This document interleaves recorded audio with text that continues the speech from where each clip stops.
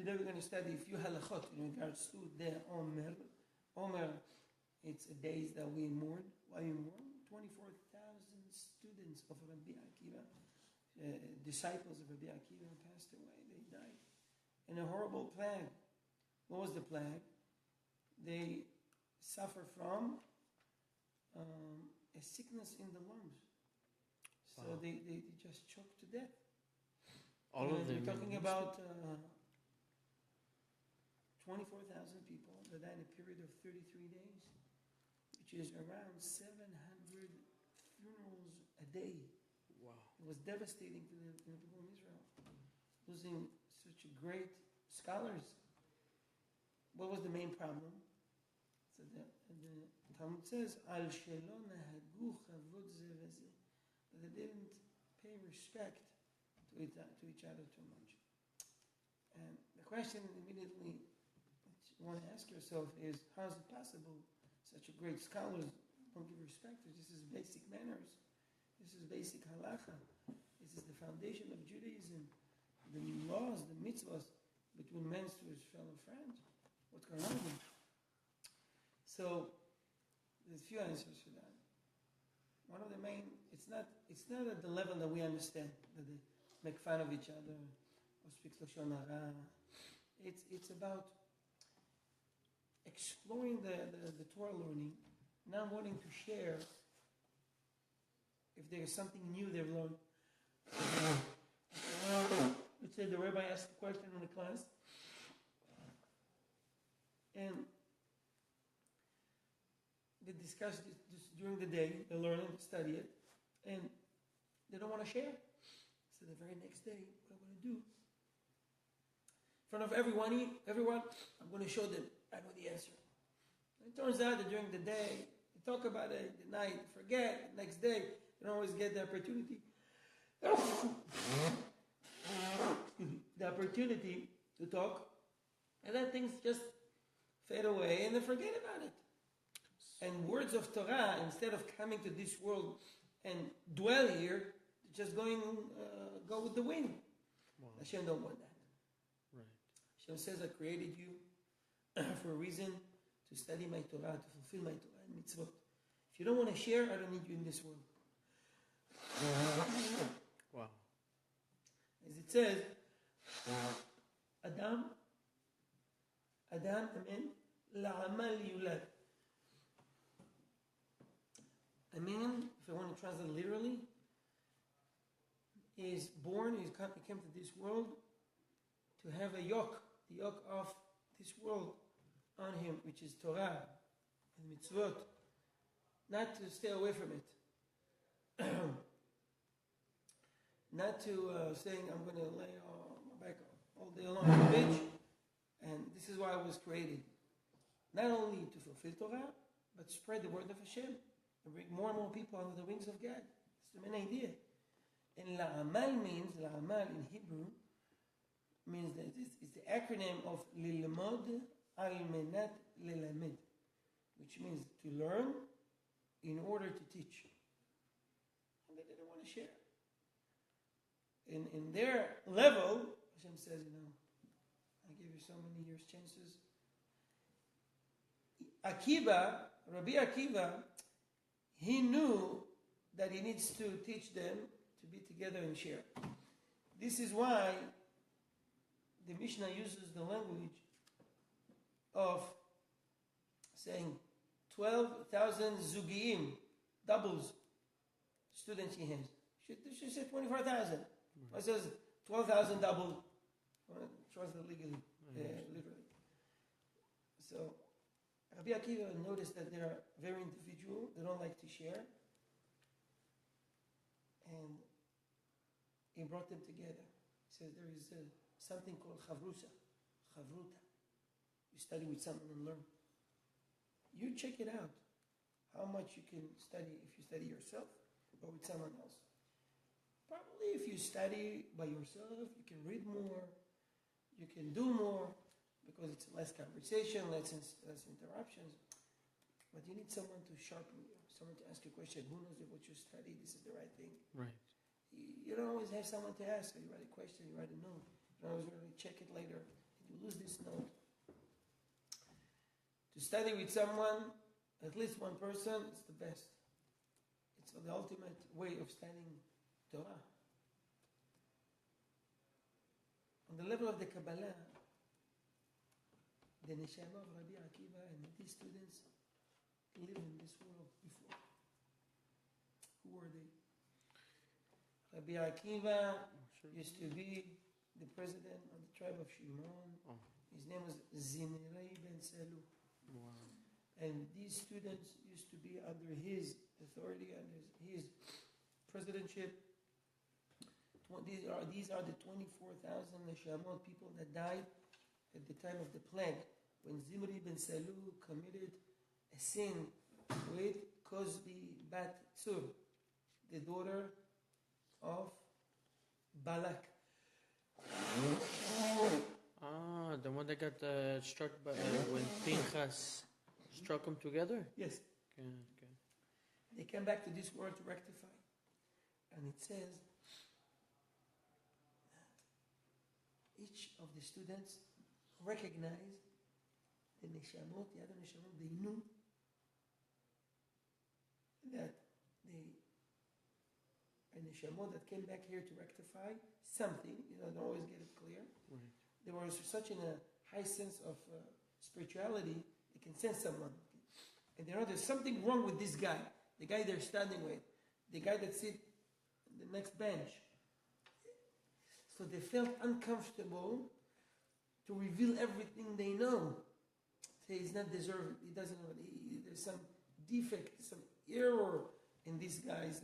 I don't know if he's worthy to the word of God. I'm not sharing with such a guy. Wow. Look about yourself. You're here for the same reason. Right. So they missed that point. Instead of saying, you know what? He's here to rectify. I'll help him from Shammai, they'll help me. Okay. They missed that turn, that's the point. And therefore, they pay a high price. Yeah, Rabbi Akiva tried to rectify for them. So he started to put them together as a chavrutot. But it didn't work as Rabbi Akiva wanted to be.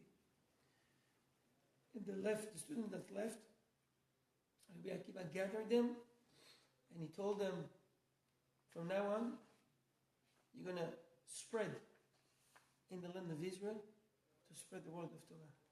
You go to the north, you go to the south, you go to the east, go to the south. And all the Torah we have today is from these leftover students. How many were left? 5. Wow. So imagine to yourself how much Torah we would have if all the 24,000 would survive later. So, excuse me, just the allergy. Anyways,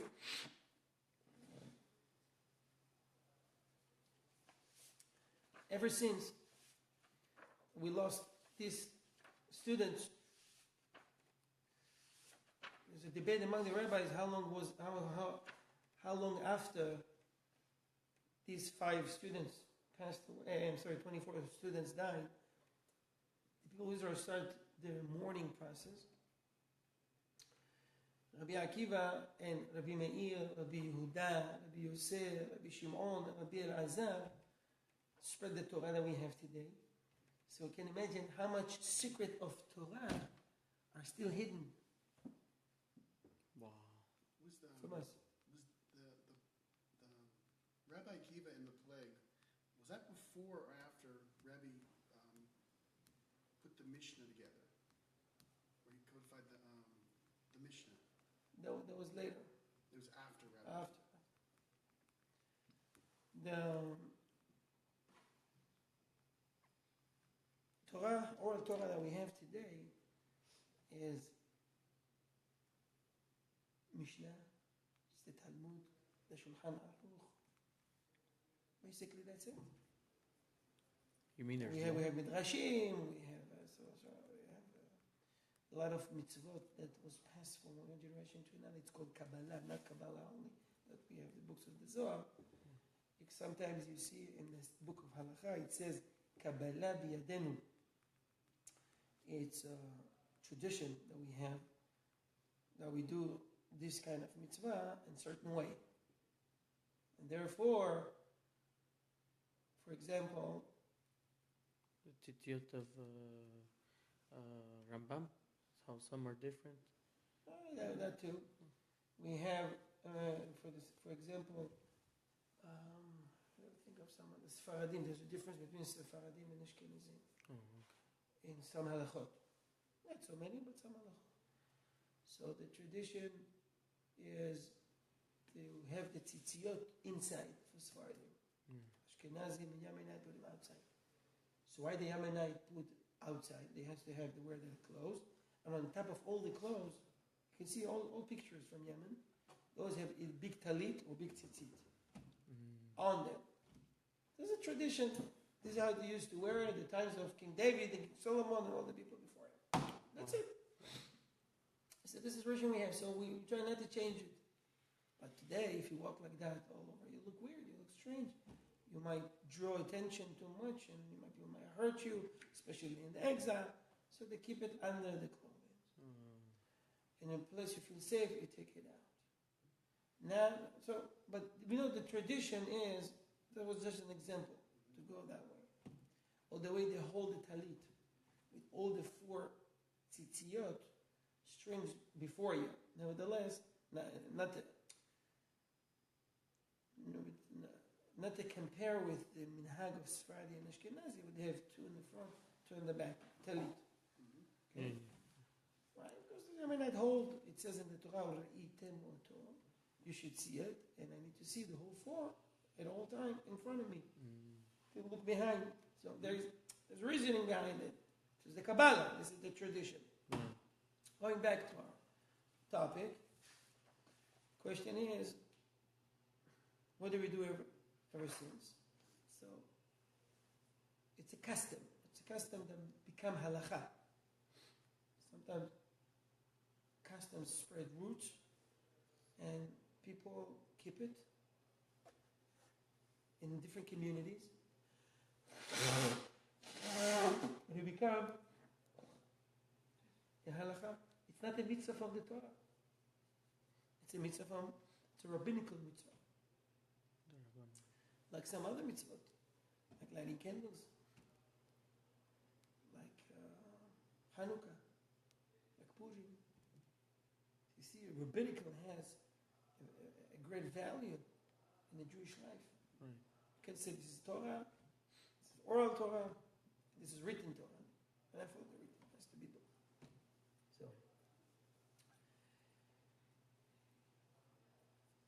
how do we show that we mourn? It's not like you mourn on a close relative, but we try to refrain from Pleasure. daily pleasure till the day of the 34th, actually, for Saturday. 34. What do we refrain from? And when a man is obligated and a woman is exempt. And when it's both. So we both refrain from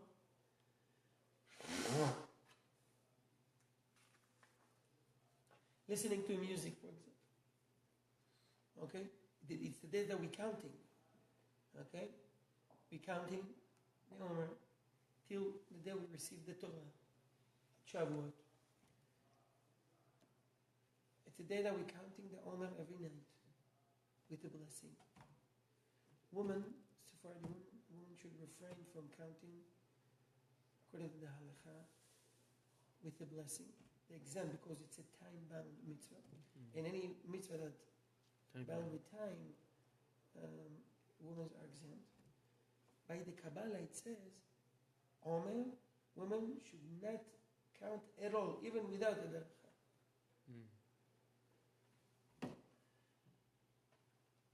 As it says that woman must refrain from, with the halakha, page 43, it's for the last line, women must refrain from counting the days of the omer, even if they wish to count without reciting any blessing.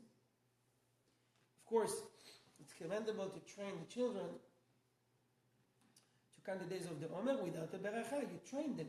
You teach them to do this beracha. In case anybody forget to say beracha at night with blessing, you have during the day to make it up for it. You have all night to do beracha. In the morning, you can say during the day, before sunset, you may do the counting with a beracha, without a beracha, and continue with beracha the very next night. In case you forgot night and day, you may count without beracha. You lost the privilege of doing a great mitzvah with the beracha. Right? Basically because you're careless. Careless. You should have put aside yourself to remember. If you had a flight to take or a plane to catch, right, you wouldn't forget. So that's important. You lost the privilege. Wow. As a mitzvah to count, as it says in the Torah in the book of Leviticus 23:15, you must count for yourselves. This is in regards to the omer.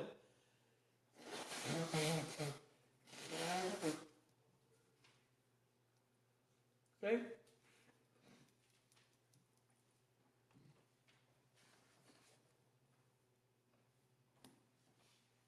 Now, there's a question if one wants to count with the congregation, with everyone else. Thing is, everyone else in the shul, in the synagogue, speaks Hebrew. He speaks either Spanish or English or French. He can read, but he doesn't really understand the text. And now he wants to fulfill the mitzvah of counting. He will count with them, he will do the beracha with them, but he don't really understand what we're counting. Or the numbers. Hayom, 8 days to the Omer, 8 yamim la'omer, shehem, shavua echad v'yom echad. It's 8 days to the Omer, 1 week and 1 day. Did he fulfill the mitzvah if he count in Hebrew with everybody, with blessing? But I didn't understand what he counted, what he counts. I do both. I do first in Ivrit, and then I do it in English so that I know what Let's say you did only in Ivrit. Okay. Did you fulfill the mitzvah? Lacha says no. It must be in a language you understand. Yes, you should say with Ivrit, in Ivrit with everyone else, but read the translation in English so you'll know what we're counting. Yeah. Okay? Everyone must count again with a language that they understand. Now when you repeat, it's without thank you, without a blessing. Okay? Oh no, yeah. I don't say both times Kadosh Baruch No, Hu's name. blessing. Only You should say say once. in Ivrit. Yeah. You understand? Okay. Fine. Also, the Shema Israel, for example, you must say in the language you understand. What else? What another mitzvah you must say in the language you understand? Amidah. Yihol Amidah, no? Not necessarily, but it's preferable. Okay. Which mitzvah, if you did, you have to repeat. If you didn't do it in the language you understand, you just did this mitzvah recently. Mitzvah of checking the chametz and nullifying the chametz. It has to be to your understanding. In your mind, that you understand what you're doing and you're nullifying and you null the chametz completely. You just say it in Hebrew or in Aramaic, it's not enough, because if you don't understand Hebrew or Aramaic, so you say Hebrew, Aramaic, the text is right there, and in English, for example, then you fulfill the mitzvah. If I say blessings at home over food and meals, should I say it in Hebrew, which my wife and daughter don't understand, or should I say it in English so that they'd understand what I'm saying? It's preferable to say it in English.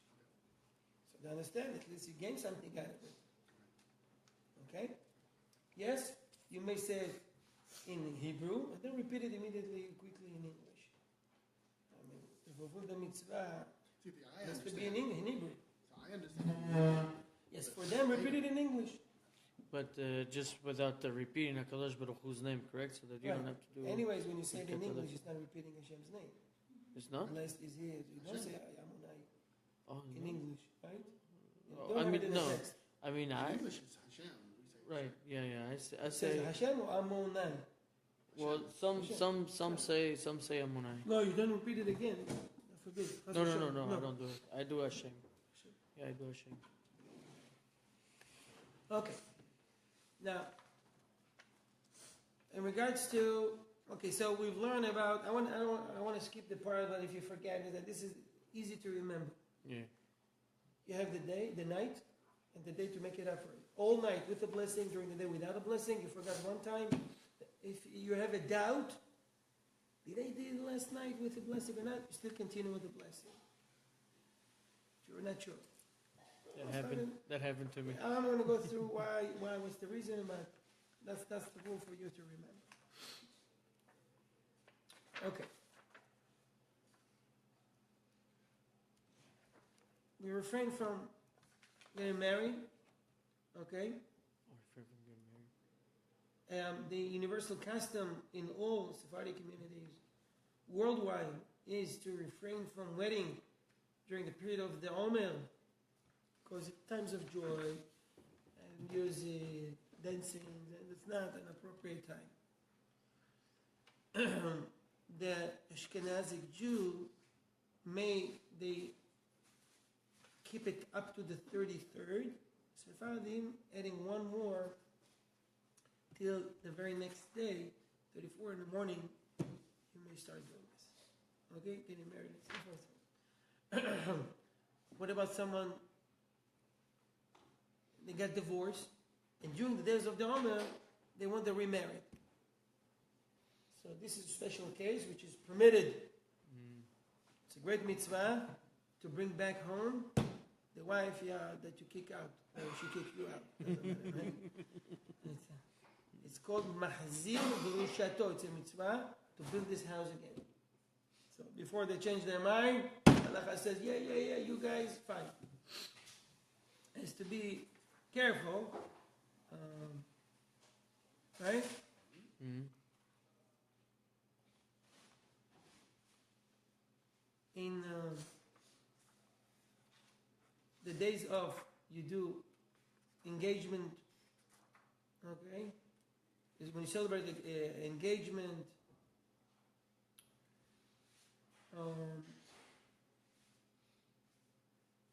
at the house or at the place, or at a nice hotel or whatever you do it, to do without musical instruments during these days of the Omer. They may do singing, or you sing on Shabbat. Shabbat is permitted, it's not a day of mourning. But unless this is a real occasion, celebration of a brit, circumcision, or mitzvah like finishing a big tractate of Talmud, it's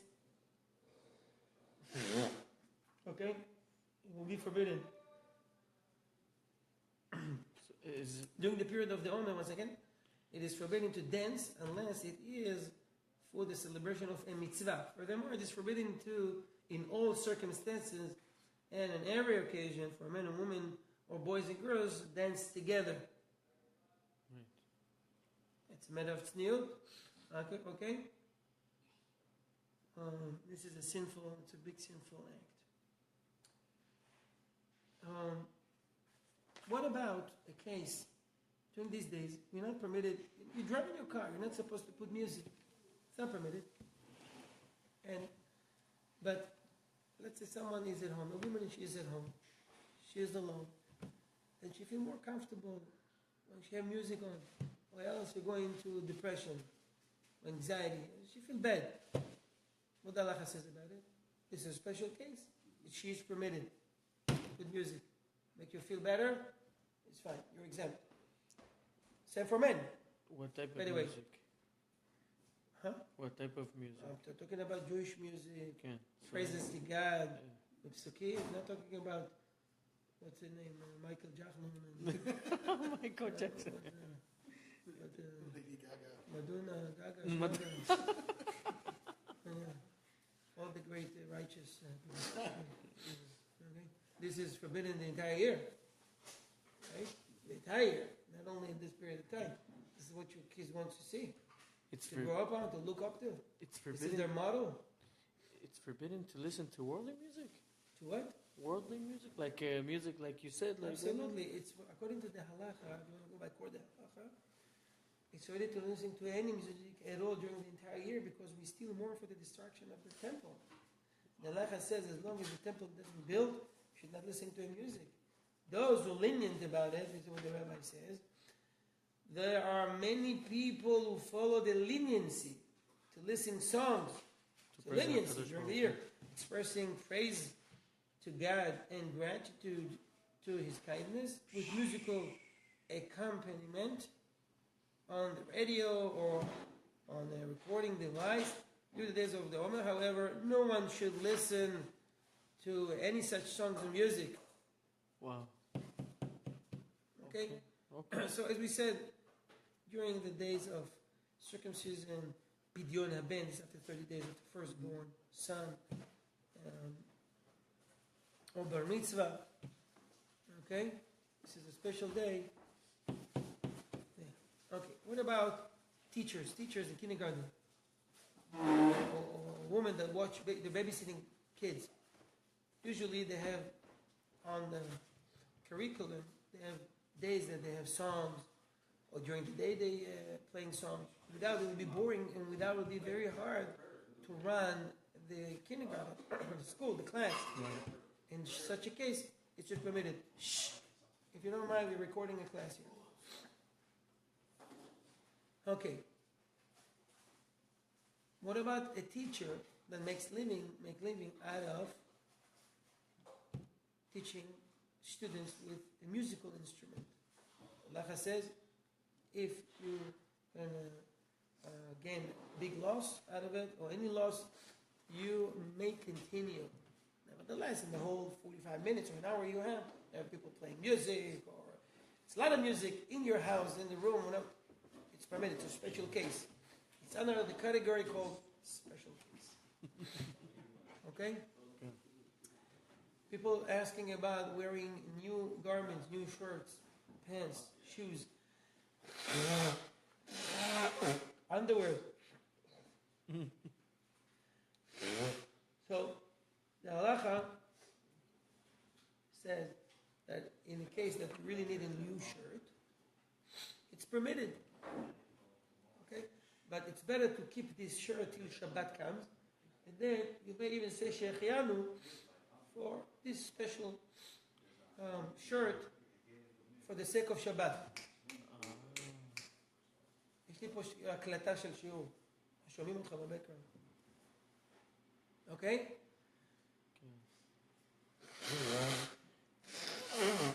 Rabbi says something very interesting in Halacha 15. It is commendable practice, however, to refrain from wearing a brand new garment during the days of the Omer, in difference to the ruling of Harav Yosef Yusfa, his book Yosef Omets, that the custom is to refrain from wearing new garments starting from Rosh Chodesh Iyar, which is tonight, by the way.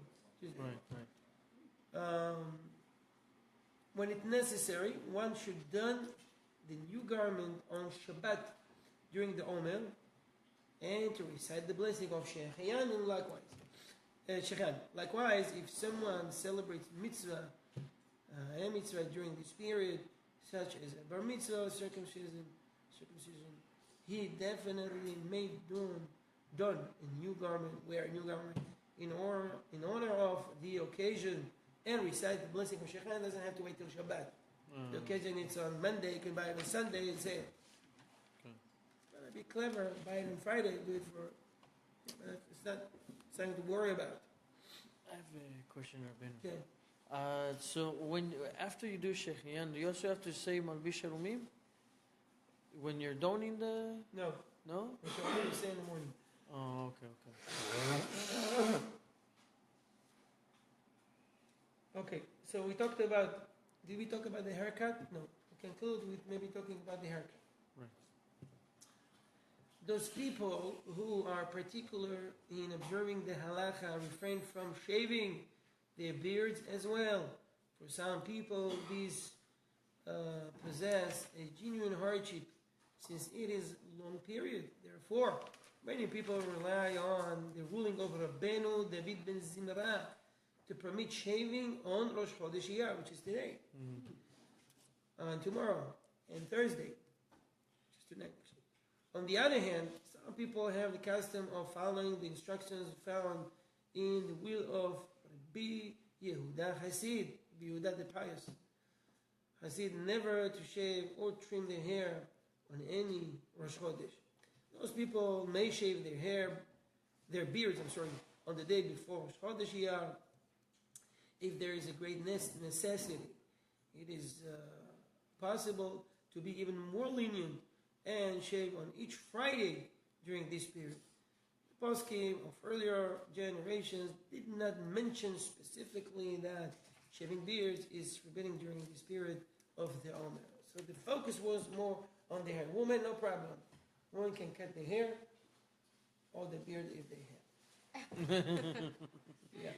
Is that really what it says? Women, the beard? I actually have a question from, it's not that's new, but women that, let's put it that way, women that used to shave whatever they shave during the time period of the Ummah, it's permitted. Oh, okay. Okay? What about trimming one's fingernails? It's permitted.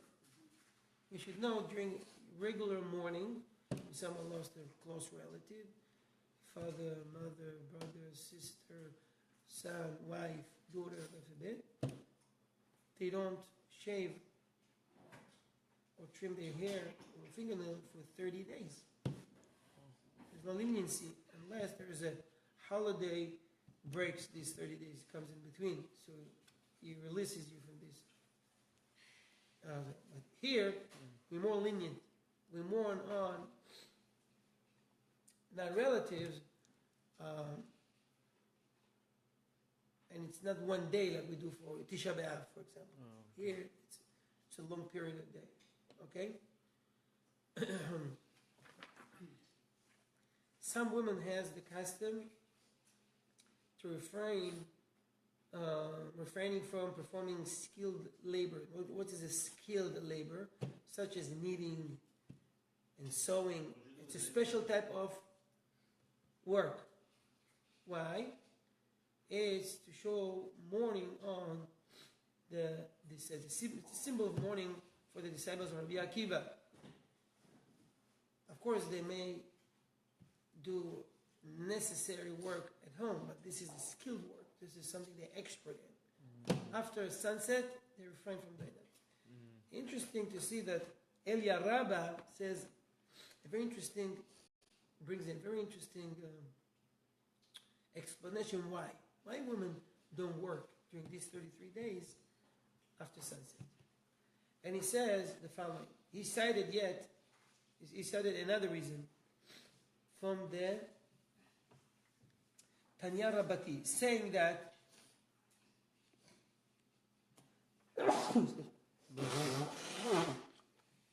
God bless you, God bless America. this is in commemoration of the righteous woman who went without delay to prepare the bodies of Rabbi Akiva disciples for burial. Apparently, the men were afraid of being stricken with a plague. They see hundreds of great rabbis dying every day. They thought if something is hitting them outside, something is out there.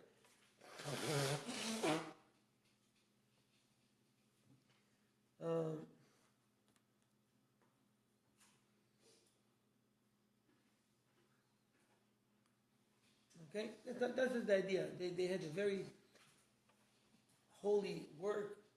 I don't know how exactly they did it, because it has to be with tzniut, but they definitely prepared the disciples. Imagine yourself, it was 700 Shem Rachem every day. So you're talking about thousands of women that has to be there to help, either with digging or preparing the special clothing,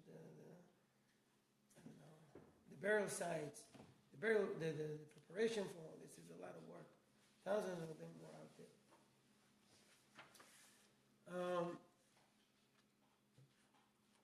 I will conclude with saying that these days, it's a day that we think that we should elevate elevate ourselves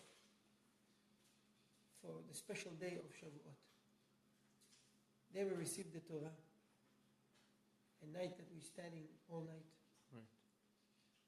A night that we have to make up for the night that people of Israel are asleep, and Hashem has to wake them up with thunders. The very next day they're supposed to get the treasure of the world, the Torah, and you go to sleep. In order to rectify for that sin, we're staying awake all night. We enjoy it. We love it. We study Torah, the wisdom of that God gave us. During these days, we should think what happened with the disciples of Rabbi Akiva, and learn a lesson to stay away from sin, to focus more on tzniut, modesty, elevate ourselves into more Torah learning, more benefit. And with that, Hashem will give us the Mashiach, Amen. to see Him in our life, to see the building of the third temple and the last temple. Amen. So we live, Bezat Hashem, to the days that Hashem will resurrect our relatives. It's going to be a great day to the Jewish people, to the Hasidim Noachide that will survive and be and celebrate this with us. Bezat Hashem. On behalf of Ohev Israel Foundation, I want to bless you all, that you'll be part of these great days, great time. God bless you all. Amen. Amen.